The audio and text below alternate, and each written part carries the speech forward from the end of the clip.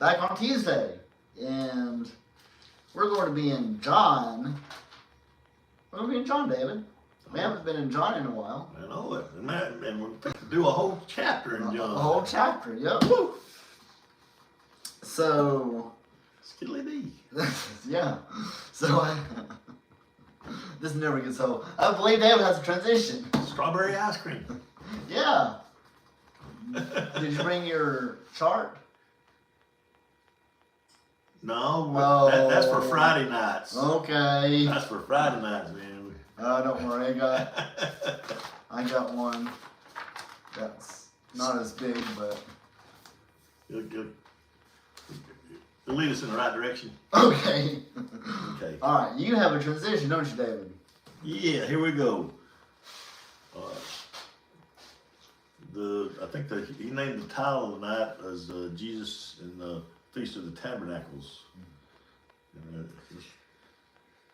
So I'll probably learn a little bit. This transition might help me out some. It says, one of Jesus' several visits to Jerusalem, recorded in the Gospel of John, was to attend the Feast of Tabernacles. Jesus made that trip to Jerusalem secretly, but began to openly teach in the temple about midway through the feast. If the unidentified feast of John 5:1 refers to either Passover or Tabernacles of AD 28, this Feast of Tabernacles would have occurred during the fall of day AD 29. At the time of this celebration of the Feast of Tabernacles, opposition to Jesus' ministry continued to mount. Yet John's gospel shows that Jesus remained firmly in control of the events. His time was not governed by the world's schedule, but by the Father. Jesus refused to be manipulated by his family into revealing himself before his divinely ordained time, and his opponents failed in their attempt to seize him because his hour had not yet come. Jesus used the traditional practice of the Jewish religious festival to set the stage for his message. The Feast of Tabernacles had come to be closely associated with prayers for the fall rains that were necessary to assure a bountiful springtime harvest. On the final day of the festival, the priest would present a special offering of water along with a daily drink offering of wine in thanksgiving and prayer to the God who supplies the life-giving rains. It may have been at this very moment of that ritual that Jesus announced, "If anyone thirsts, let him come after me and drink." Ooh, that's very interesting. Worshippers at the Feast of Tabernacles may have also made associations between the feast and the ancient Israelites' wanderings in the wilderness. In such a case, Jesus could have suggested a connection with a rock that miraculously provided the Israelites with water in the wilderness. His promise of rivers of living water in John 7:38 is identified by John as referring to the Holy Spirit in verse 7:39.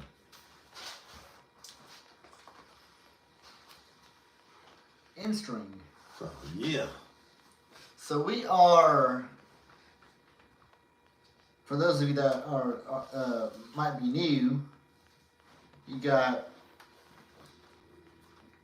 we've been following the life of Jesus, which is the Son of God,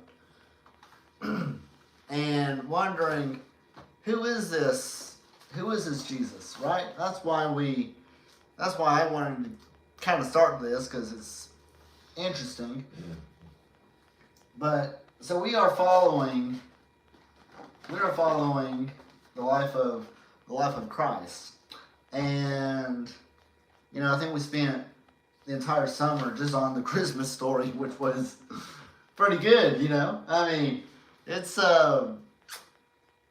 interesting as you read it in canonical order or regular order.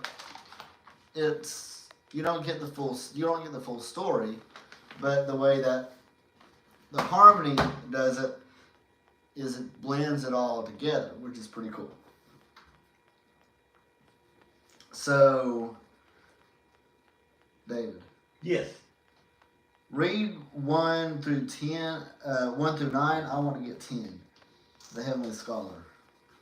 I'm going to read it from my Amplified. That's why I'm. Oh, okay, yeah. I'm marking where each one starts, because this is sectioned off here. Yeah. So we're going to be starting with the first verse.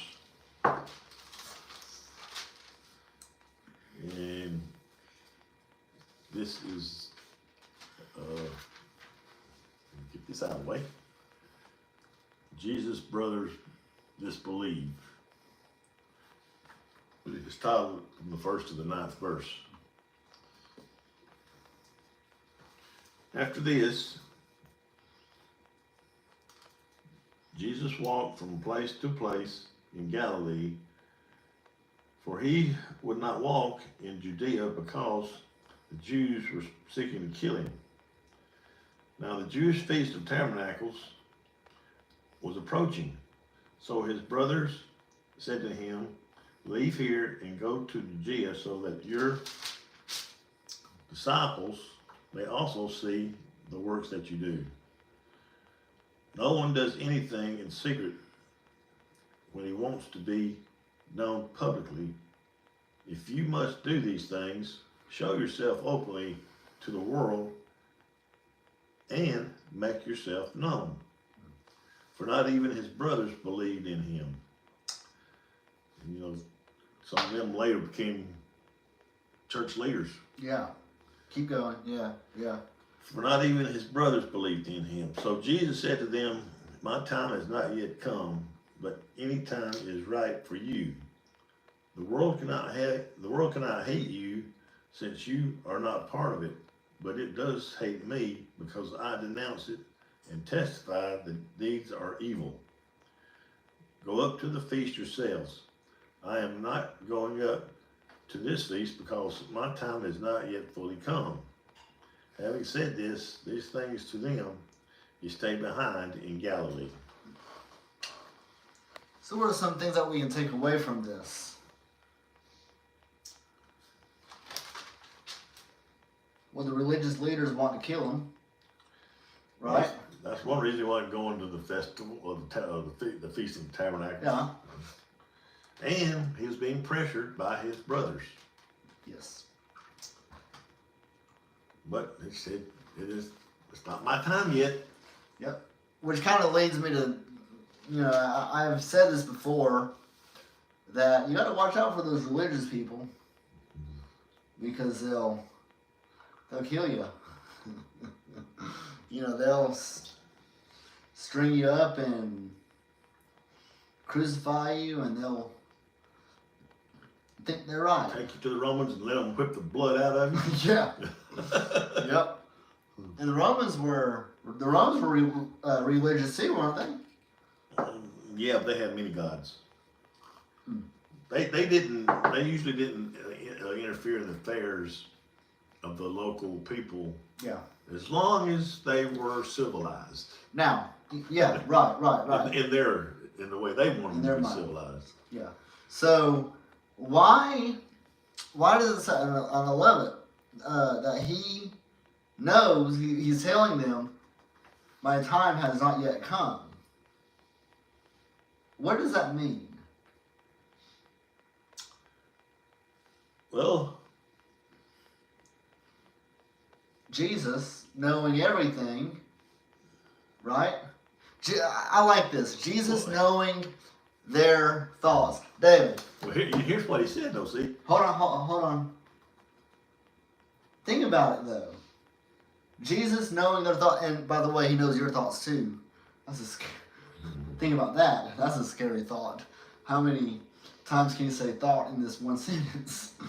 But keep piling it on. Yeah. What a thought. So, could you imagine the childhood of Jesus, trying to play hide and seek with them? Well, that's Yeah. you can only use your imagination, something like that. I don't think he played with his brothers. Oh well. Yeah. I think he was in his dad's carpenter shop learning a trade. Yeah. Yeah. Well, True. at least till he was 12. Cause I think all children, Israelite children had to go to school and learn the Old Testament. Yeah.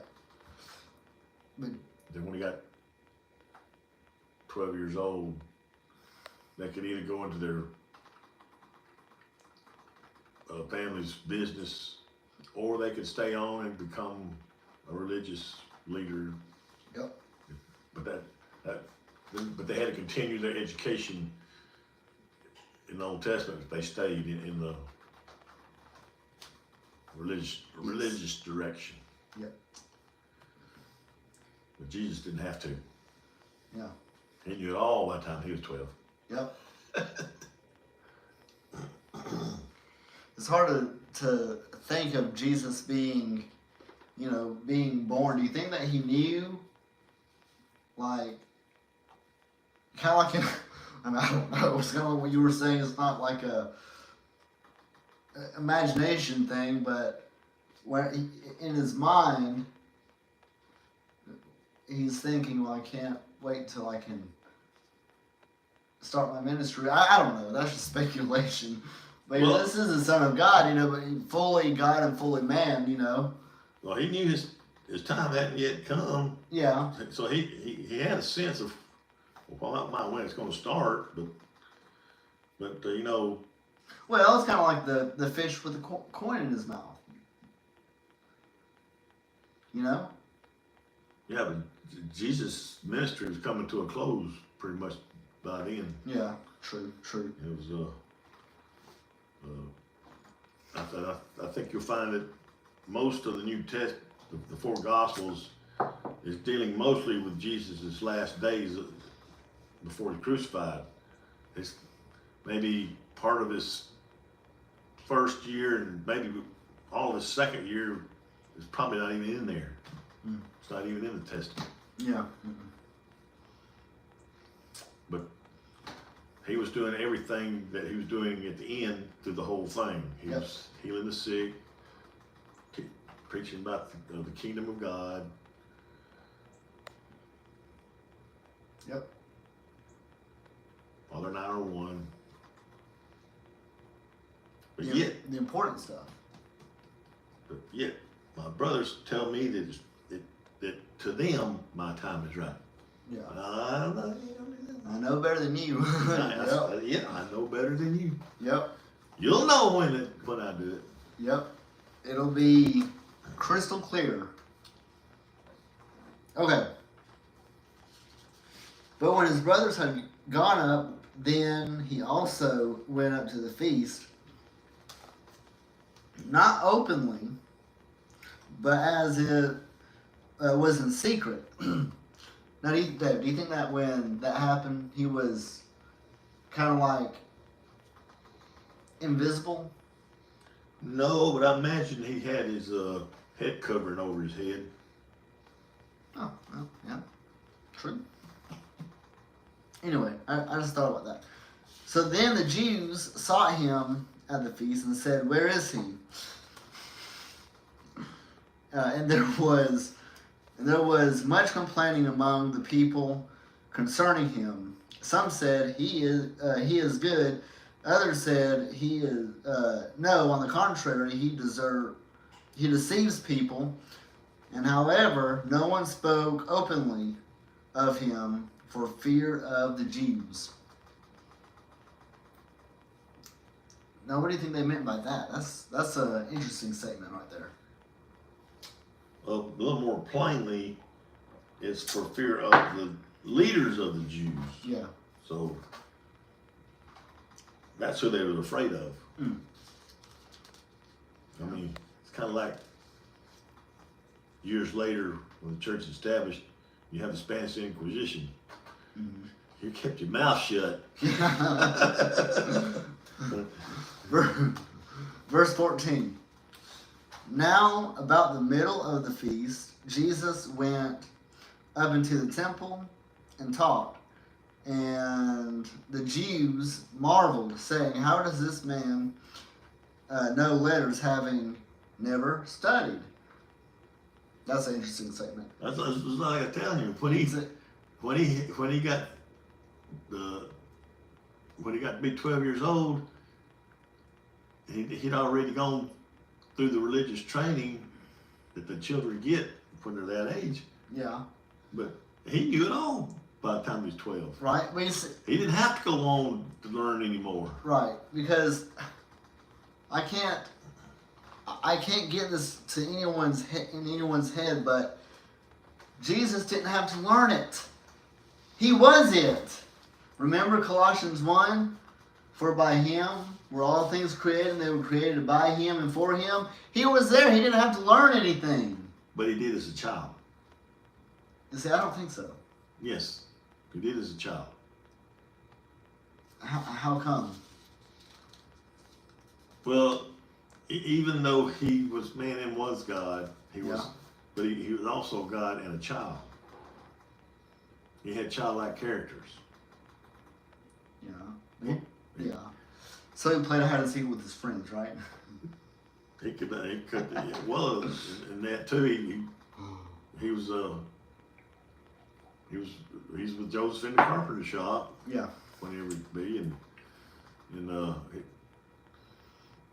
learning a trade. But like I said, most of your Jewish children had to be. They went to school. Yeah. And I think he did too. Oh, yeah, I mean, yeah, for sure. But you got to think also. I mean, that if they had a bicycle back then, if he got on it to try to ride it, he'd fall off. Yeah. He had to learn to keep his balance. Yeah. Let's just say that's the way it is growing up. Right. Until he gets to the point. But that is no. I see what you're saying. I'm saying the head knowledge. You know, all these people are saying, "How do you know all this? You've never studied this before." What's the same? Well, it still goes to him learning a trade. Right. Joseph had to teach him. Yes. He had to teach him the head knowledge. But that has nothing to do with the heavenly knowledge that he knew. That's what I'm getting at. Well, knowledge is knowledge. Whether it's on spiritual things or physical things.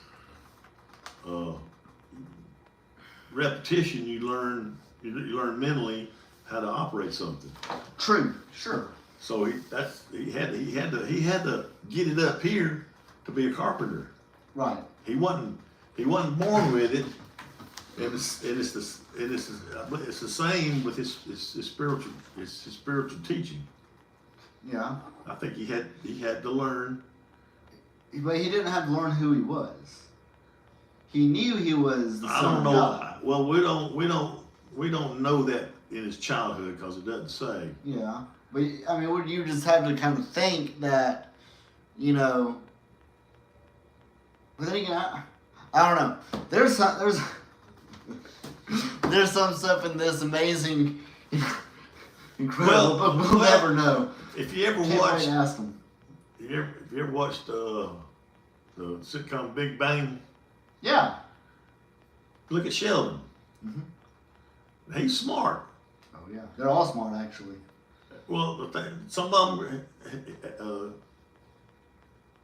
he may have got out of MIT when he was 14 years old. Yeah.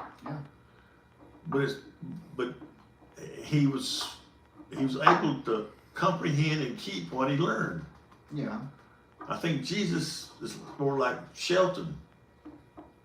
He was taught the Old Testament, and it stayed with him. Right. Because even though he is God, he became what I guess scripturally he became a walking computer. Yeah. True. I like that. That's good. Yeah. Okay. You have anything else? That's a good point. That's a good point.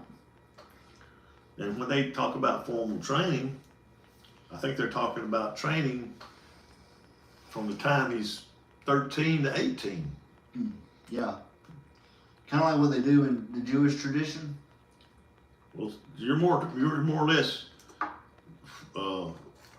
from that age group there. You're more or less falling under Sadducees or Pharisees Yes. tutelage. Right. When I don't think in the first 6 years that you're doing homeschooling in the Bible, Yeah. they didn't have that Pharisee or Sadducee teaching them that. True. True. It may have been a lesser rabbi teaching them these things. Right. But the formal training comes from a higher up person in the religious sect. And he didn't go through all that. Right. But yet he knows more than they did. Well, at least he knew the motive of the law. Yeah, there you go. True. And not making the law more of a the God itself. Right. Yeah. I see what you're saying. Yeah. Anyway, there's so much in there that, oh man, you can go off into some rabbit trails if you go think about it too long. Well, it's like I said, there's things that you don't think about. You don't know what they did back then. Right. Mm-hmm. And I think we mentioned it about the ark, about cleaning them stalls. Yeah. Well, they had to do something with it. But, True. But I mean, you think that maybe the Bible give you a hint, but no, it don't say nothing in the Bible about sanitation on that part. True. Shove into the ocean, into the water. Anyway. Throw that out the porthole. Yep. I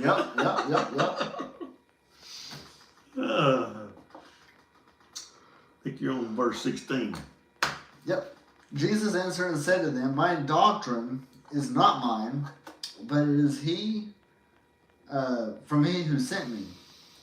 If anyone wills to do it, he will, and he shall know, considering the doctrine, I love that, whether it is from God, who speaks from himself, or seeks his own glory. So, if it's not in the Bible, like, I mean, there's so many people, like a lot of the different religions that, they have these wild and crazy ideas, like the Baha'i faith. They have, I think, 400 or 500 gods that they worship. Could you imagine being a kid in school? You Romans and Greeks, they had major gods. Yeah. But they had sub-gods under them. Right. And even if a god laid with a mortal woman, you'd end up with a Hercules. Yes. Yep. That's right. So. Not a giant, but a Hercules. Yeah. True. But he who seeks the glory of the one who sent him, capital O, capital H, by the way, the one who sent him is true, and no unrighteousness is in him. Did not Moses give you the law? Yet none of you keep the law. Why do you seek to kill me? Good question. The people answered and said, you have a demon, you who is seeking to kill you. Then Jesus answered and said to them, I did one work, and you all marvel. Moses therefore gave you circumcision, and you circumcise the man on the Sabbath.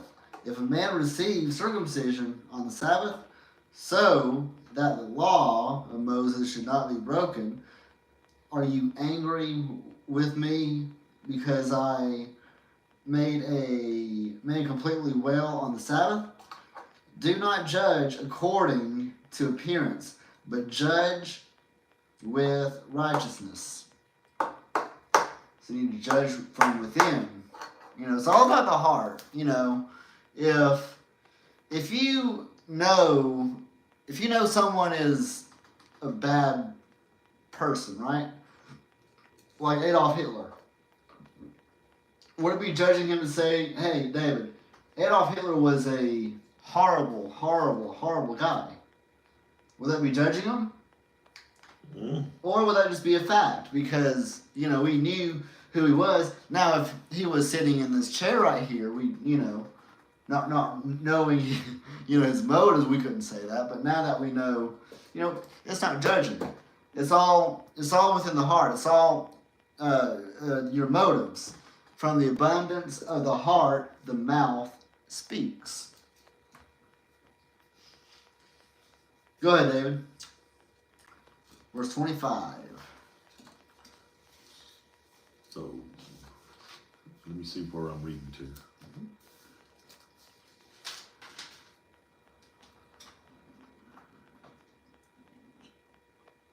Reading down to 31. 31? Yep. Yeah, there it is. Okay, 31. That's the last one I read? Yeah. Mm-hmm. So 32 is the start of the next section. Okay. Then some of the people of Jerusalem said, is this not the man they want to kill? Look, he is speaking publicly, and they say nothing to him. Is it possible that the rulers really know that this is the Christ? But we know where this man is from. Whenever the Christ comes, no one will know where he is from. And Jesus called out as he taught in the temple, you know me and know where I am from, and I have not come to my own initiative. And let me read that again. You know me and know where I am from, and I have not come on my own initiative as self-appointed, but he who sent me is true, and him you do not know. I know him myself because I am from him. And it was he personally who sent me. So they were eager to arrest him, but no one laid a hand on him because his time had not yet come. But many from the crowd believed in him, and they kept saying, when the Christ comes, will he do more signs and exhibit more proofs than this man? Yeah, this is the man. Yep. And we talked about last week how Friday, how Job was a man's man. If you read the book of Job, it's a very fascinating story, and you think you got it tough. Hey, we in America, we don't have it tough. I was thinking about it, all week. Oh man, it's hot, David. It's hot. But if that's the only thing that we have to worry about is the heat, get over it, because Las Vegas or down there, heat index is 110. Yeah, but what is it in the wintertime? Oh, I don't know. Around here it's barren. It's a barren desert, so I guess it would be. Well, it can get cold in the desert too, Huh? especially at night. Yeah, true. I I don't know. I'd have to look it up. No. The biggest complaint people have is Because they get tired of one weather and they ain't wanting the other. Yep. And when it shows up, they get tired of it. They want to go back to the other one. Yep, but It's like they got short memories. yes. No, Grand Canyon gets snow, so I guess it gets pretty cold up there. I don't know. Well, you see here, I think we might have We talked about snow in a couple times, haven't we? yeah in the Middle last East. week. Yeah. But it's up in a higher elevation. Right. But they knew what snow was. Yep. 2 Samuel 23:20. Yep. That's right. So True. it can be snow and heat all at the same time. Depends on Yeah. your elevation. Right. Okay, verse 32. The Pharisees heard the crowd murmuring. Murmuring these things concerning him. And the Pharisees and the chief priests sent officers to take him. When Jesus said to them, I shall be with you a little while longer, and then I will go to him who sent me. Who's the him, David?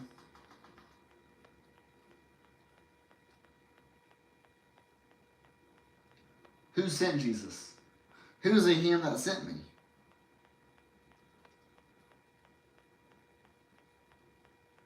The Holy Spirit.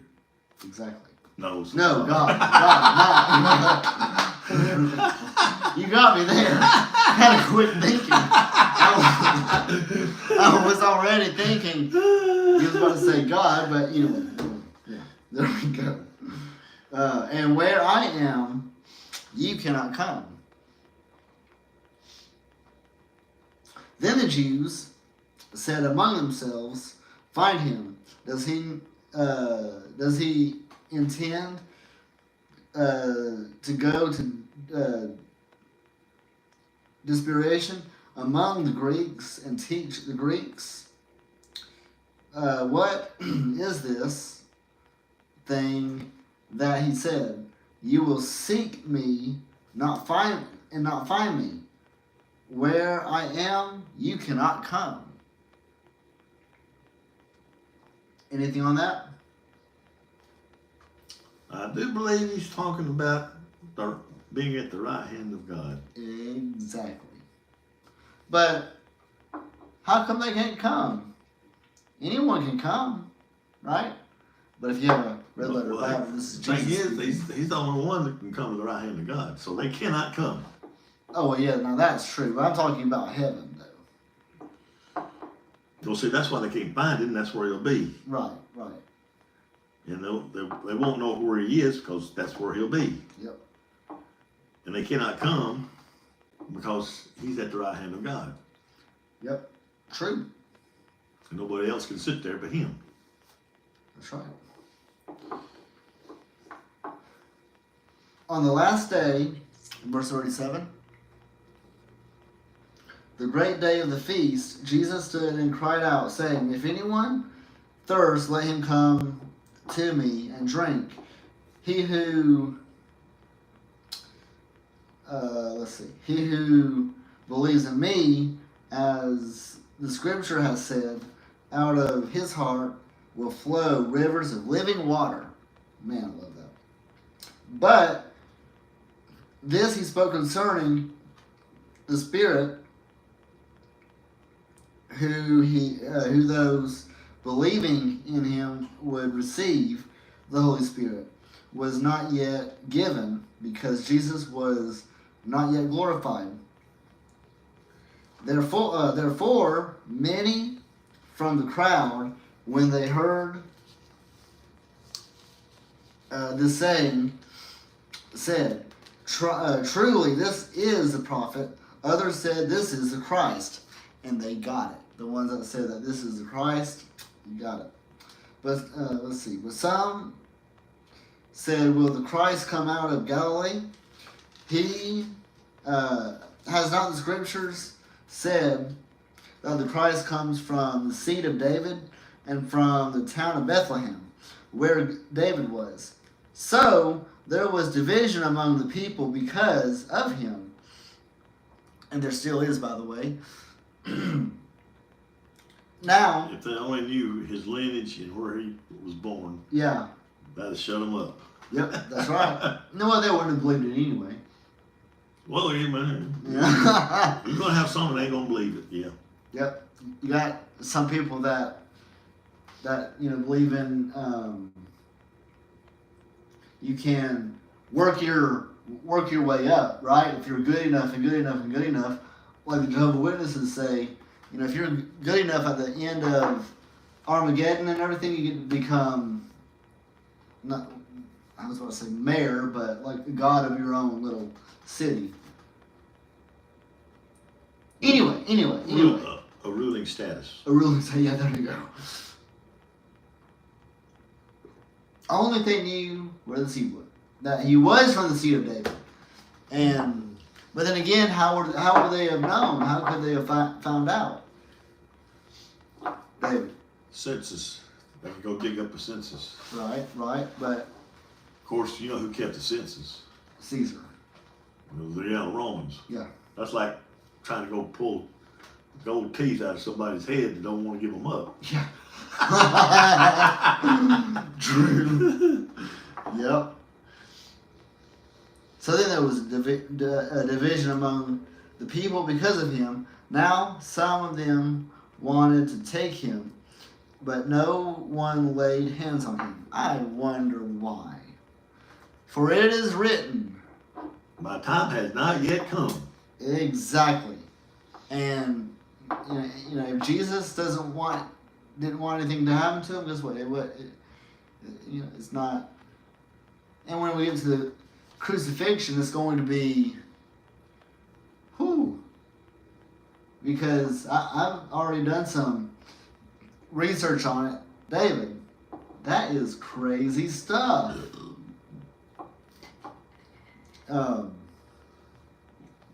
Anyway, finish this out, David. Said some of them wanted to arrest him, but no one laid hands on him. Then the guards went back to the chief priests and Pharisees, who asked him, why did you not bring him? And the guards replied, never at any time has a man talked the way this man talks. And then the Pharisees said to them, have you also been deluded and swept off your feet? Has any of the rulers or Pharisees believed in him? But this ignorant and contemptible crowd that does not know the law is accursed and doomed. Nicodemus, the one who came to Jesus before him, was one of them asked, does our law convict someone without first giving him a hearing and finding out what he is accused of? They responded, are you also from Galilee? Search and read the scriptures and see for yourself that no prophet comes from Galilee. Yep. Some people just get a wild hair and they just start making things up. And that is going to contend our first session. And we will be right back. We got through chapter 7. You got anything to add, David? No, next we'll be doing John chapter 8. But don't forget about that rabbit we got to chase. Well, you want to chase it because the next section is really short. It ain't but maybe, it goes through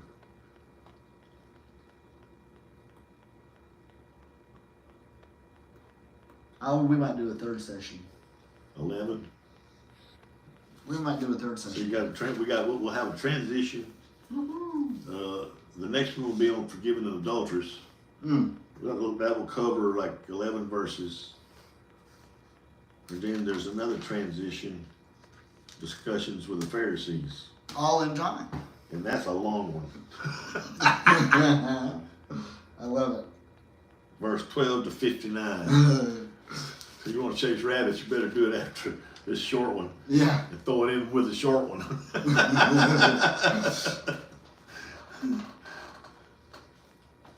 Or like I said, we could do 3 sessions if we will see.